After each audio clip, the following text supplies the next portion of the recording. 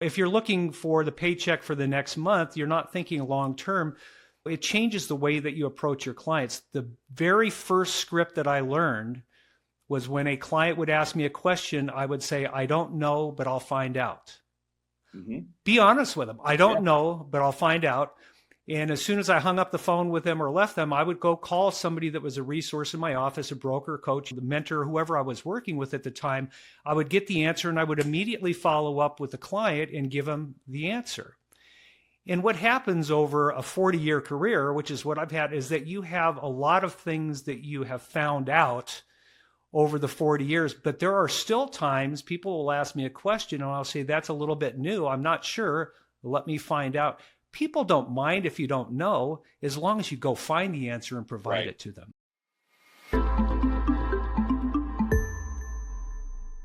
All right, what's up, everyone? Welcome to the Why Do I Suck as a Real Estate Agent podcast. Today, we got a really special guest on. His name is Mark Dolan. Mark is the founder of Time Tested Mastery and MDSO. He's delivering coaching, training, principle-based sales development for sales professionals, especially in real estate with agents and teams. You are the designated broker for RE/MAX, from what I understand, RE/MAX Big Bear, and you've got over 2,500 personal sales, supervised over 10,000 closings. You host your own podcast as well, the Time Tested Mastery Life Lessons Sell podcast, which is available on all the major platforms, including Apple and I'm sure Spotify and all those places. And you've also done some pretty big talks over at MIT as well, from what I understand. So, Mark, it's my honor. Appreciate you coming on today. Monty, I really appreciate the invite to be here and talk with your guests. I love it. I love it. So tell us a little bit. You've been doing this a while, 2,500 sales. This doesn't happen overnight. So tell us a little bit about your history going into real estate, a little 30-second intro of who you are, aside from what I've introduced. Yeah. I share with people all the time, I did not go out of high school prepared to be successful. I never thought about being a real estate agent when I came out of school. I was interested in baseball, music, and girls in high school. And sounds familiar by a lot of people, right? Yeah. And I remember when I graduated from high school, I thought I was going to be free of the traumatic childhood that I'd been involved with. And they said commencement means a beginning. And I thought, holy crap, I'm just starting. I thought I'd arrived at freedom and got into real estate by accident. I was married to a woman whose family was working for real estate investors, and I saw what most people do. I saw people driving Cadillacs. This was 41 years ago. They were driving Cadillacs, wearing gold watches, making a lot of money. And I thought, man, it doesn't look too hard. So I think I'm going to try it. Yeah. And I'm sure you found out real quickly it's not as easy as what it looked. Absolutely. Yeah. So let's get into that a little bit, because you're big on life lessons, and real estate is one of those industries which is extremely difficult to get started in. But you talked about, I think one of the worst behaviors or the worst mindsets that people come into real estate is with unrealistic expectations. So how can somebody overcome that? I don't know that they can overcome unrealistic expectations, because most people, they come in with that. I've shared with a lot of people, what I heard when I got in is make sure you have 6 months worth of savings in the bank before you start. Yeah. And I've counseled people, and 3 months after they start, they're saying, I need to get another job, or I need to do this. I'm not making enough money. And I said, you're doing more business now than you did the first month, and you're about ready to get going. I said, you've got another 3 months to get things going. You said you had 6 months. And they go, I thought I would be different. So they started hearing what I shared with them and then nodding their head, yeah, but they really weren't prepared because they thought they would be different. Yeah, for sure. And I think that's the biggest thing for me, the best advice I ever got. I'll put it this way, and I talk about this a few times on the podcast. The best advice, I went to my previous broker, who I really love the guy. I didn't leave his brokerage because I didn't love him. I thought it's great, but he gave me the best advice I possibly could have for who I am. And I just said, what's the best advice you can give me getting into real estate? And he said bluntly, he goes, be prepared to eat shit for 2 years. Right. And I took that as like a challenge to not eat shit for 2 years, but to really shrink that gap where I could feel comfortable. And for me, it was about 16 months.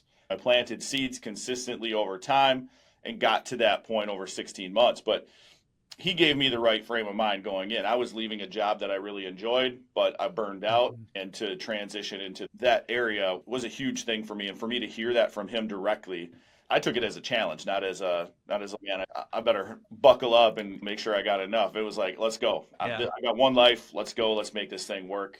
And then quickly realized and started observing the behaviors there. So you get into a lot of sales training and other things like that. And one of the things that I was reading about on your website is really selling without pressure and still getting. So how do you go about doing that? And I'm dating myself probably. There was a movie where Joe Pesci had gotten into real estate. I think it was one of the Die Hard movies. I think it was, or it was a Mel Gibson film. And when he was, yeah, hey, you want to buy a house? You want to buy a house? There is this caricature of a fast talking salesperson that is bothering everyone. We all get telemarketers that call in. They're terrible at their scripts and they're talking over you and they never listen to you. And real estate agents are so bad, but that's the model that we have when we get into the business, so many people. And what I've noticed, especially about new salespeople, is they have 30 days worth of training. And every time they meet a client, they feel insecure because they haven't been in the business for 5 years. And so they tell the client everything that they've learned in the last 30 days to try and to prove how qualified they are to help the client. And there's so much ego and so much insecurity in salespeople. It's all about the client. It's about talking to the client and getting into their heads. There was a book I read 40 years ago. The guy's name is Hank Trishler that wrote it. The book is a classic. It's called No Bull Selling. And he said, people buy for their reasons, not ours. Mm-hmm. They buy for their reasons, not ours. And so the key to helping somebody buy what they want is to find out what they want so you can provide it for them. And salespeople that talk too much and don't ask questions, they have a real hard time selling. Yeah. And and along your lines, one of the best pieces of training that I ever had was talking less and listening more. It's called active listening, right? You're paying attention to what somebody's saying. You're listening so you can frame the questions to make sure that the client is getting what they want. In real estate, the most beautiful thing, in my opinion, about real estate is everybody has a winning outcome if it's done the right way. So the seller wins, the buyer wins, both agents win, and all of the other people that are involved in that transaction, from the title companies to the inspectors to the lenders. There's so many people involved in a real estate. We don't even see the underwriters and the people polling for title, or lawyers if you're in a lawyer state. You don't see any of that right. Part of it. You just see the faces of it. But that's how that starts, is just really listening to that person. And it's always, to me, a problem. In real estate, there's always a problem, whether it's perceived or not by somebody else. Somebody that maybe, for example, and you can get into this and elaborate a little bit further on it. If you aren't looking at something as a problem, like somebody that's done really well in life, they get to that point in life where they're in their 60s and they're downsizing and they have a $1 million plus house and they want to downsize a condo or something like that. That's a perceived problem. Somebody may look at it and go, must be nice. But to that person in that moment, that's a problem. And they need to solve it. And our job is to solve that problem as real estate agents. And if we don't listen to that and we just assume that, oh, these guys got millions of dollars, are going to pay cash for this condo or whatever, then we miss something in there. Or they want to be closer to their kids, or they want their kids to be able to come and visit, and they need an extra couple of rooms, and we just assume they're going to buy the first thing that comes on the market. That's a problem. And I think you shared a couple of things there. I want to piggyback on the relationship part about the people, about talking with them, about asking questions, about actively listening. I think that's important. But it's also really important to know your business, to know the expertise of your business. And I know from listening to some of the other podcasts that you know a lot about investing. You work up in the Green Bay area in Wisconsin. Yep. You talked about educating the clients, doing the tour of Green Bay, and all of the things that you do, the value that you provide to people. When people get into the business, a lot of times, especially today with the internet, the clients think that they can get all of the information without a salesperson. In order to be a valuable resource as a salesperson, you really need to know the insights. I have clients that I've worked with for 30, 40 years that buy properties in areas that I don't service. And when they're doing a transaction, they call me because I know about 1031 exchanges. I know about short-term vacation rentals. I know about repair things. I know about soils. When you have that much knowledge inside you, you become a resource for your clients. And what's even better is if they know that you care about them, they know that you're not going to give them information to take advantage of them, but to help them. And that's really what you want to do to become a successful real estate broker. That's one of the things too, is you talked a little bit about that, but you don't gain that knowledge just overnight. But I go out of my way to learn something new every single day or every single week. Like you had mentioned soils. I don't know a ton about soils, but I know enough. I know STRs because I work with STRs. Right. I have my hands in, I dabble in a lot of things. I haven't taken that decision to go and just specialize in one thing because I still need to be able to talk the talk. So I think that's a great point. And also being curious in this industry is another major behavior that people don't have is they just, oh, I got my license. I don't need to learn anymore. Yeah. And as well as I do, that's not really the case. And there was one of the notes that I'd written down for myself was long-term versus short-term thinking. If you're looking for the paycheck for the next month, you're not thinking long-term. It changes the way that you approach your clients. The very first script that I learned was when a client would ask me a question, I would say, I don't know, but I'll find out. Mm-hmm. Be honest with them. I don't know, but I'll find out. And as soon as I hung up the phone with them or left them, I would go call somebody that was a resource in my office, a broker, coach, the mentor, whoever I was working with at the time. I would get the answer and I would immediately follow up with the client and give them the answer. And what happens over a 40-year career, which is what I've had, is that you have a lot of things that you have found out over the 40 years. But there are still times people will ask me a question and I'll say, that's a little bit new. I'm not sure. Let me find out. People don't mind if you don't know, as long as you go find the answer and provide it to them. Yeah, they would rather have a I don't know than a BS answer and find out you were wrong later. When I had that conversation, I have a new agent. She's about 3 months in, and she came into my office yesterday, still doesn't have a deal, and she's working another job, and there's an exit strategy for her. But she goes, my issue is I don't know what I'm talking about. And I said, perfectly great answer. I love that answer because that's the first time she became vulnerable with me to say as to the reason why she's not doing that. And I said, okay, that's great. That's a great answer. But so you obviously lack confidence in what you're doing because if you can't give an answer, you're not doing because you're paralysis now by doing so. So let's do this. I said to her, can you, just to your point, next time you talk to somebody and they ask you a real estate question and you don't know the answer, can you just say, I don't know, I'll call my broker and get right back to you? And she said, yeah, that's really easy. I said, that's all you need to do. Let's just start there and go from there. And you could see her body language change in that moment to go, it's that easy. And you have to understand it. Whenever you start something new, you suck. It's just the reality, right? We all do. Yeah. Like when we were babies, we didn't know how to walk very good and we staggered all across the hallways and fell down a bunch of times. We still kept getting up and learning how to walk, and eventually we ran. Real estate is no different, right? Like we have to walk, we have to crawl before we can walk, before we can run. And that's the part I think that loses a lot of people in real estate too. Yeah. When sort of all of it comes together, when we talk about unrealistic expectations, the ease of entry to get into our business, a few $100s, a couple of months of study, you can get your real estate license and you can begin starting a business or building a business. And I know from your other podcasts that you talk about that. This business offers two things. One is unlimited freedom. Yep.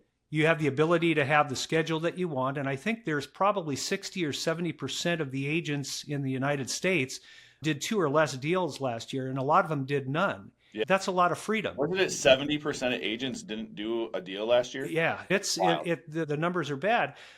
But you also have the ability to earn $500,000, $2 million a year. You can make the same amount of money as doctors and high-powered attorneys and accountants and different things. They go to school for years. Yeah. And so people get into real estate and they think, why can't I make $250,000 in 2 years? It's because there's a learning curve. Yeah. And like you said, it was 16, 18 months. It was about 18 months that I had been in the business that I knew that I could go from start to finish in a transaction. And because I knew a lot of answers, but I also knew where to go anytime I got an answer or a question that I didn't know. So it's those expectations and the long-term commitment. This is a career. I love this business. Yeah. I love this business. Yeah, same. You just mentioned that too about the 18 months and you knew where to go. So what did your team look like early on? Because you just don't like randomly figure the things out. So you have your broker, but who else did you go to and rely on for information? Oh, it's usually your peers. It's usually your peers. The sales training back in the early 80s was basically, I was told, there's your desk, there's a phone by my first broker. See you at the sales meeting on Friday. For sure. And so everybody in the office started telling me what to do. And I don't want to be disparaging about it, but the people that were around the office that had the most time to give advice were the people that were doing the least amount of business. The ones that were doing the most amount of business were out doing the business. And so I learned pretty quickly on to start watching what the people that were productive were doing and ask them and talk with them and learn from them. I love it. And for me, I'm going to give a shout out to my title guy. His name's Chris Charles. Chris Charles is the supervisor now at Town & Country Title in Green Bay. That guy's been in the business for a long time, about 30 years, give or take. He started with his dad and then morphed into with his uncle in there. But the biggest thing for me is the transactional pieces of knowing the timelines and how to get to the close. And then if things pop up on there. And Chris has been so invaluable. He's got the heart of a teacher. Every time I call him, now he's become a great friend of mine through this industry. That guy is one of the main reasons why I've gotten to where I am right now, is because I know if I don't have an answer to something that shows up about a lien or a title or something like that, I pick up the phone and I call that guy. And not only does he give me the answer, he tells me how I can find the answer the next time, which then allows me to teach my agents how to do that. Or I just give him Chris's number and he does the same thing with them. Yeah. But he's been so phenomenal for us. And I think that's the other part, is understanding when you're starting in real estate, you're not alone unless you choose to be. And so find the broker that's going to be there to support you. I always tell my agents, you paying me a split, I'm here to support you. You don't work for me, I work for you.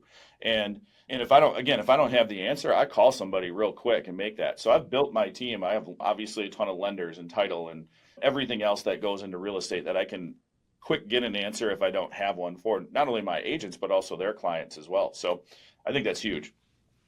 Awesome. Yeah. And for me, my career changed pretty drastically when I went to work for a broker that was pretty larger than life.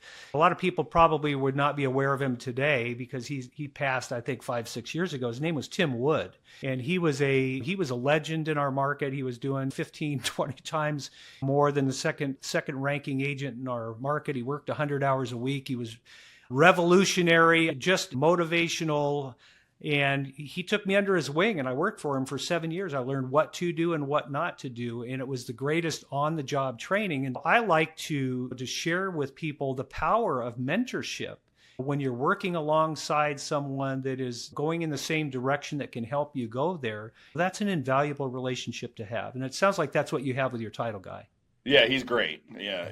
And there's some other really good title companies in our area, but he's provided me so much value without expecting anything from me that I feel like almost guilty if I don't use them, kind of thing. Now, let's change gears a little bit here and talk about, you've been in the market for 40 years. So you've seen it go up, you've seen it go down, you've seen it when it's hot, you've seen it when it's cold.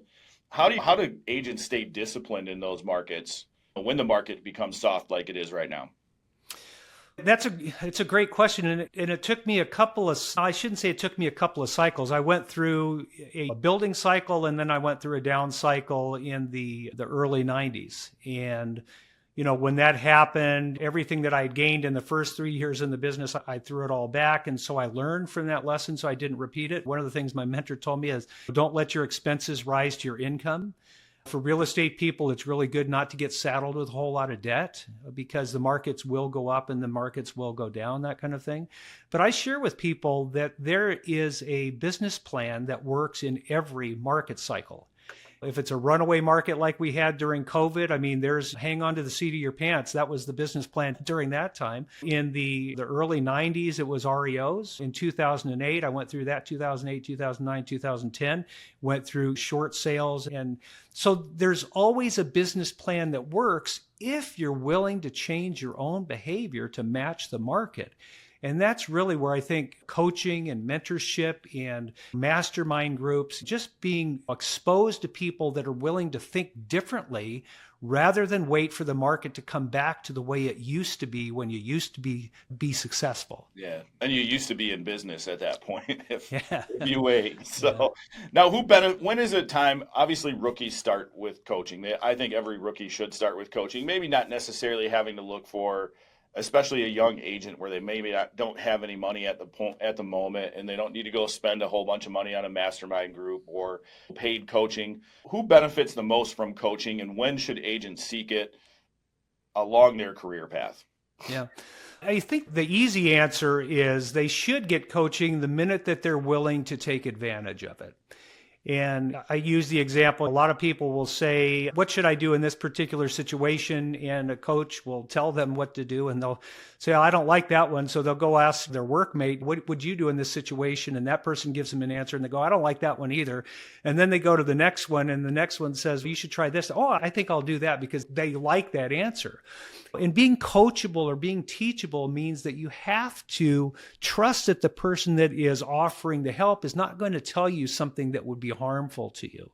And to be open-minded about saying, if they're taking the time to share that information with me and I'm asking for help, maybe I ought to try it before I discount it. Yeah, absolutely. So what does effective coaching look like to an agent? Ooh, for me, one of the things that I've been studying, especially with time-tested mastery, is how difficult it is for people to learn. We are compounded with so much information all at once that most people, it's almost they're getting hit with a fire hose and all the water's bouncing off. It never really gets in.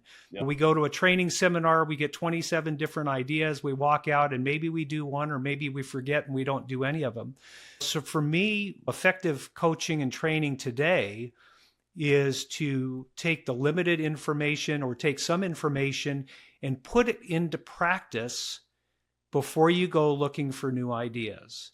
And I have a short thing that I do with my coaching now. It's a 90-minute time-tested mastermind workshop. And basically, I get a group of people together and we're working on a particular script. The last one we did was the buyer-broker agreement. How do you create a value proposition or an elevator pitch to present to your buyer to get them to sign that agreement? And not only did we talk about the things that they needed to do, but during that 90-minute session, they walked out of it with their own personalized script and dialogue that they could use with their client. And so I think effective coaching means that it has to be implemented. It doesn't have to be delivered. It has to be implemented to be effective. Yeah, for sure. And you mentioned the script thing, and it's always nice to have, we hear this sometimes on podcasts about having a good script, but you also go back to what we talked about, active listening. Mm-hmm. Where does the script come in versus actually being a real genuine person? How do you blend that? Okay. Did you ever see the movie Caddyshack? Yeah, of course. Okay, Chevy Chase says, be the ball, be the ball. He's putting the ball between his legs, behind his back, all of this kind of, just be the ball. One of the things that is really important for a salesperson, in order to be successful, it can't be contrived, it has to be real. And so the scripts and the dialogues that I have, I practice them in my office. I've memorized them. I've sing-songed them. I've done them in a Southern drawl. I've done them rapid fire. I've done them excruciatingly slow. Practiced them so that they became second nature for me, so that I didn't have to think about what I was going to say. And I learned how to have them come off my tongue like a real conversation. Yeah. But they're things that I learned. I changed the way that I communicated with people so that it would be effective in selling. Because I know it so well, I can listen to the client now, because now what they say to me is going to prompt me with the right response. And sometimes I'll be going down, a script will be going down like this, and all of a sudden they'll go this way. And so I'll go off that way and I'll address that objection or that concern or whatever, and then I'll bring them back to the sales process over here. Mm-hmm. Yeah. And we'll go along and they'll say, what about this over here? And so I can go off and I can address that because I have the language, I have the dialogue. We never hear different objections. Will you lower your commission? I want to price it too high. Let's start low. We can always come down. I want to short. All of those objections, they're not any different. They're not every. So once we have the answers and we have our sales presentation in a way that we have it internalized, we can go with them and bring them back and go with them and bring them back. And when you know your skills that well, it doesn't sound like a script. Right. It It's does. a real conversation. It's a real conversation. It's in your talk track.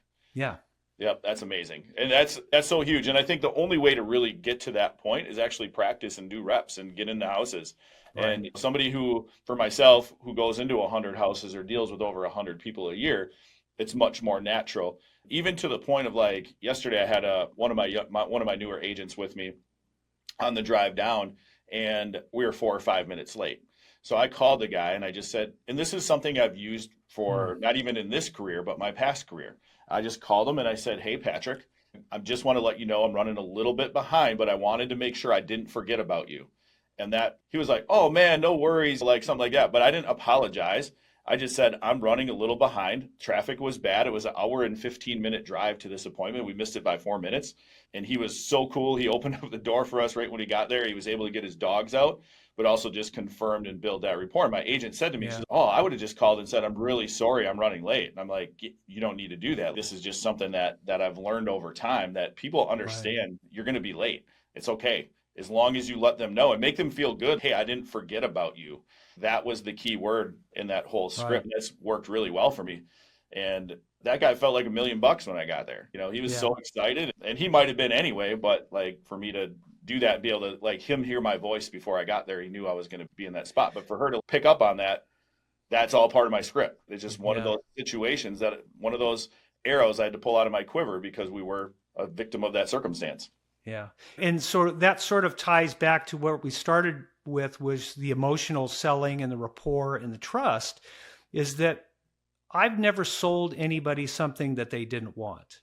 I've always been interested enough to find out what was important to them and help them get it, and to treat them with dignity and respect, and calling somebody to let them know, hey, I'm running a few minutes late. I haven't forgotten about you. I'll be there shortly. Just that act of treating people with respect is so foreign to what people expect from salespeople, because there's so many that do a bad job. Hence the title of your podcast, Why Do I Suck as a Real Estate Agent? Exactly. That's probably a pretty good point to wrap up. But for anybody that is in that rut right now, of like, that's why I came up with the name, as I told you off camera. But somebody came to me and said, why do I suck as a real estate agent? I'm like, that'd be a great book. Let's roll with it. So we started with a podcast, right? So what advice can you give just on a overall level, because we don't know their situation, but if somebody came to you and said, why do I suck as a real estate agent? What advice are you giving them at that point? What action do you take?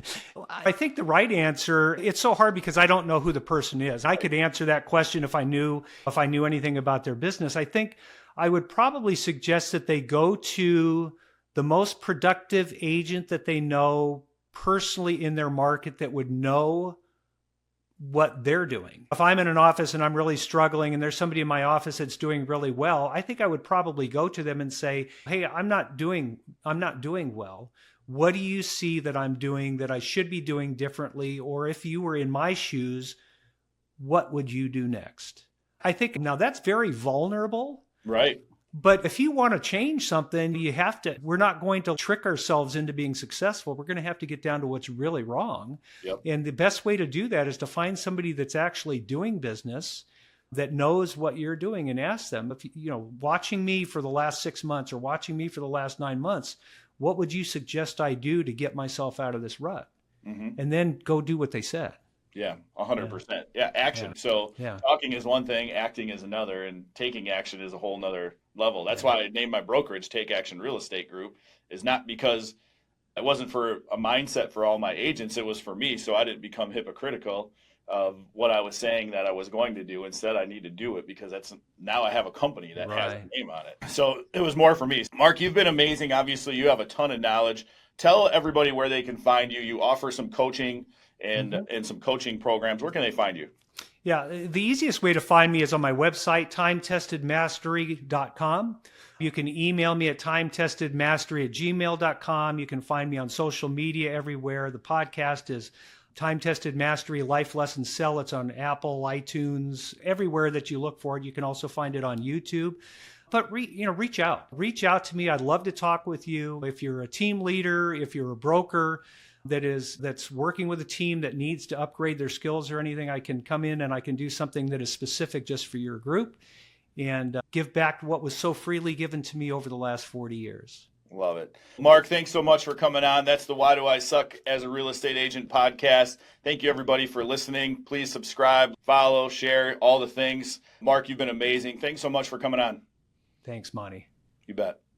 So that's a wrap here on the Why Do I Suck as a Real Estate Agent podcast. Thank you so much for spending time with me and our guests. The people you hear on this show really aren't guessing. They've been doing the work. They've been doing it for a long time. They're sharing their behaviors, their habits, their successes, their systems that actually lead to real work, real success. So please subscribe and follow so you don't miss the next conversation. Until next time, remember, you don't suck. You're learning. It's the beginning, or maybe you're in a rut, but you don't suck.